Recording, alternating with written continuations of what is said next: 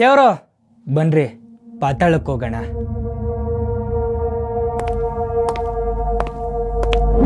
ನಾವು ಯಾವ ಜಾಗದಲ್ಲಿದ್ದೀವಿ ಗೆಸ್ ಮಾಡಿ.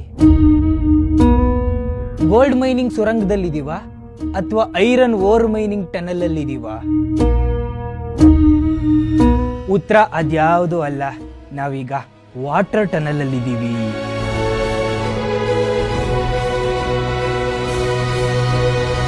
ಪಾತಾಳದಲ್ಲಿ ಹರಿತಾ ಇರೋ ನೀರ್ನ ರೈತರು ಅವರ ಭೂಮಿಗೆ ಬಿಡಕ್ಕೆ ಈ ಟನಲ್ ತೋಡ್ತಿದ್ರು.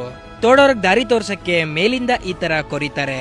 ಈ ಟನಲ್ ಹೋಗುತ್ತೆ 15 ಕಿಲೋಮೀಟರ್ ಹೋಗ್ತಾನೇ ಇರುತ್ತೆ. ಬೆಳೆ ಬೆಳೆಯಕ್ಕೆ ಇಲ್ಲಿನ ರೈತರು ಮಾಡೋದು ಎರಡ. ಈಗ ನಿಮ್ಗೆ ಒಂದ್ ಕ್ವಶನ್, ಹಿಂಗ್ ಮಾಡಿ ಏನ್ ತೆಗಿತಾರೆ? ನೀರಾ? ಕರ್ಮ. ಈ ನೀರ್ ಹೋಗಕ್ಕೆ ಲೈನ್ ಮಾಡಿರ್ತಾರಲ್ಲ, ಅದ್ರಲ್ಲಿ ಇಲ್ಲಿಂದ ಮಣ್ಣನ್ನ ತೆಗಿತಾರೆ. ಮಣ್ಣು ತೆಗೆದ್ರೆ ಸರಾಗೋಗಿ ನೀರ್ ಸಾಗುತ್ತೆ. ನೋಡ್ರಿ, ಆ ಬಕೆಟ್ ಇಂದ ಮಣ್ಣು ತೆಗಿತಾರೆ. ನೀರ್ ಹೆಂಗ್ ತೆಗಿಯಕಾಯ್ತದ ಇದ್ರಲ್ಲಿ? ಅಲ್ಲ, ಇದೇ ನಿಮ್ಗೆ ನೀಟಾಗಿ ಅರ್ಥ ಆಗಲ್ಲ, ಇನ್ನ ಸ್ಕೂಲಲ್ಲಿ ಪಾಠ ಹೆಂಗ್ ಅರ್ಥ ಆಗ್ತೈತಿ ಹೇಳಿ? ಬಿಳಿ ಜನ ಇದನ್ನ ಅರ್ಥ ಮಾಡ್ಕೊಳಕ್ಕೆ ಸಿಕ್ಕಾಪಟ್ಟೆ ಕಷ್ಟ ಬೀಳ್ತಾವ್ರೆ.